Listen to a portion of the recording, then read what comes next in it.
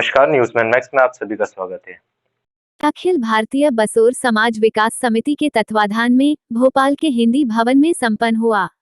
अखिल भारतीय बसोर समाज समिति के राष्ट्रीय सचिव एवं संयोजक आयोजन समिति के श्री रवि वर्मा ने बताया कि बांस शिल्पकार समाज में संचालित संगठनों की बैठक के लिए गए निर्णय अनुसार अखिल भारतीय बसोर समाज विकास समिति के तत्वाधान में 18वां राष्ट्रीय भाषा शिल्पकार समाज महासम्मेलन संपन्न हुआ, जिसमें कार्यक्रम उद्घाटन अतिथि के तौर पर पूर्व मुख्यमंत्री दिग्विजय सिंह एवं कार्यक्रम मुख्य अतिथि के तौर पर पूर्व मुख्यमंत्री कमलनाथ सिंह उपस्थित रहे एवं समाज ने 5 टिकटों की मांग भी रखी। साथ ही उम्मीदवारों से भी चर्चा की गई।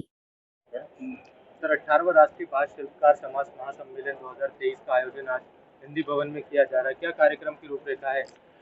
कार्यक्रम की रूपरेखा हमारी अखिल भारतीय बसोर समाज विकास समिति के तत्वाधान में 18वां राष्ट्रीय बसोर समाज महासम्मेलन जो आयोजित किया जा रहा है, इसमें समाज की बहुत सारी समस्याएं हैं। 18 सूत्रीय जो ज्ञापन है वो हमारे आज के मुख्य अतिथि उद्घाटन मुख्य अतिथि है माननीय दिग्विजय सिंह जी, और कार्यक्रम के मुख्य अतिथि हैं माननीय कमलनाथ जी, क्षेत्रीय विधायक पीसी शर्मा जी, आरिफ मसूद जी और अन्य गणमान्य नागरिक और समाज के जनप्रतिनिधि आज इस कार्यक्रम में उपस्थित हो रहे हैं, जिसमें हम समाज को लेकर के 18 सूत्रीय मांगे उनको ज्ञापन के रूप में प्रेषित करेंगे और निवेदन करेंगे, आग्रह करेंगे कि आगामी 2023 के जो विधानसभा चुनाव आ रहे हैं इसमें समाज का प्रतिनिधित्व हो, क्योंकि 75 साल हो गए देश को आज़ाद हुए।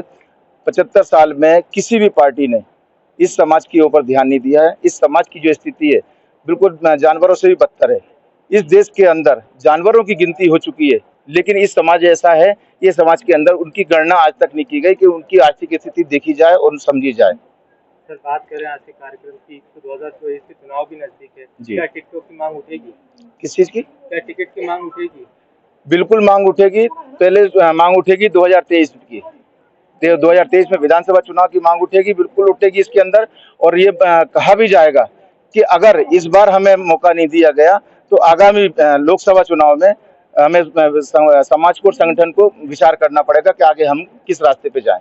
और क्या मांगे रहेंगी जो आप माननीय मुख्य अतिथि से करना चाहेंगे? हमारा समाज अलग अलग क्षेत्रों में, अलग अलग जिलों में अलग अलग नामों से जाना जाता है। कहीं बसोर, बरार, धानुक, बैन, बंसकार।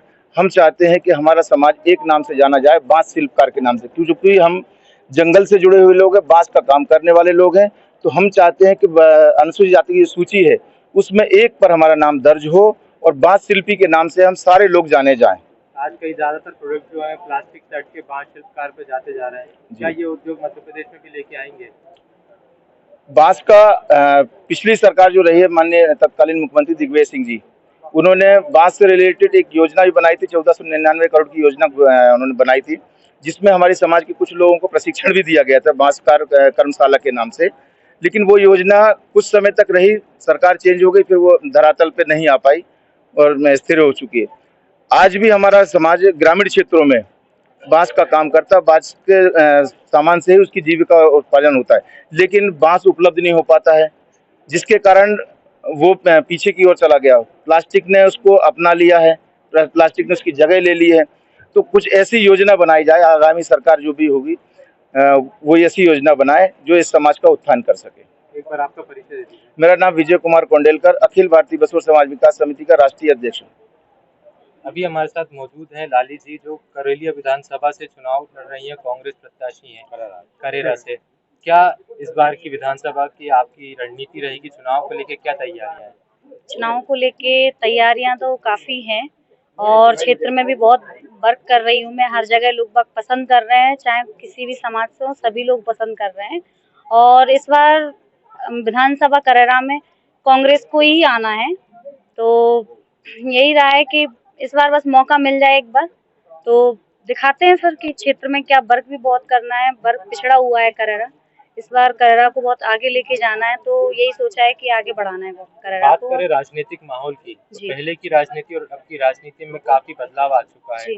पहले की राजनीति जितनी साफ सुथरी थी उतनी ही गंद आज की राजनीति में है। आरोप प्रत्यारोप बहुत ही खराब तरीके से, बहुत ही मनहानि मतलब क्षतिपूर्ति के तरीके से लगाए जाते हैं।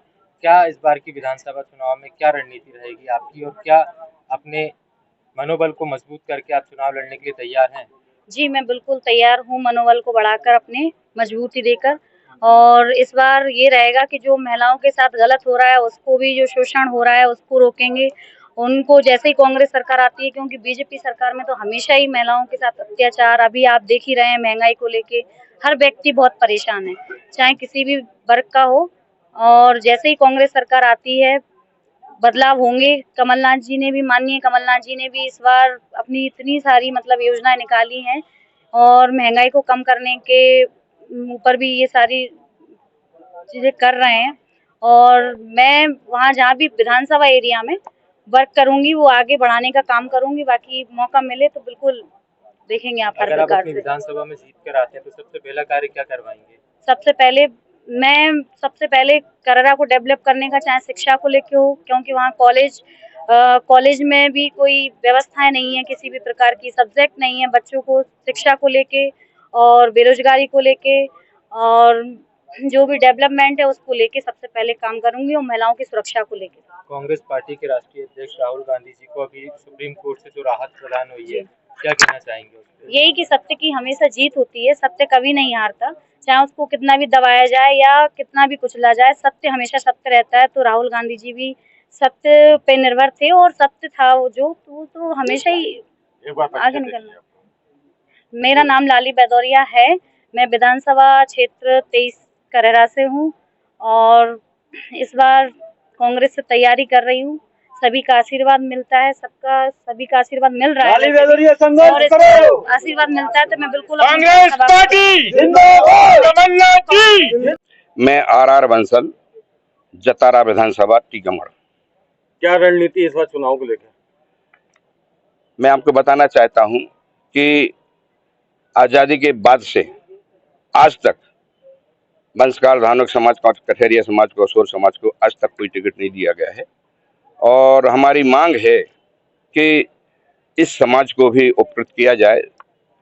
बाबा साहब ने जो सबको अधिकार दिए हैं और उसी के तहत हम लोगों ने आज एक ये राष्ट्रीय सम्मेलन बांस शिल्प का समाज महागठबंधन का किया जा रहा है आज। और उसमें माननीय कमलनाथ जी और माननीय दिग्विजय सिंह जी, दोनों पूर्व मुख्यमंत्री आ रहे हैं और उनके साथ और भी विशेष अतिथि आ रहे हैं। उनसे हम मांग रखेंगे कि 5 टिकट कम से कम हमारे समाज को दिए जाएं। और मैं जतारा से तैयारी कर रहा हूं।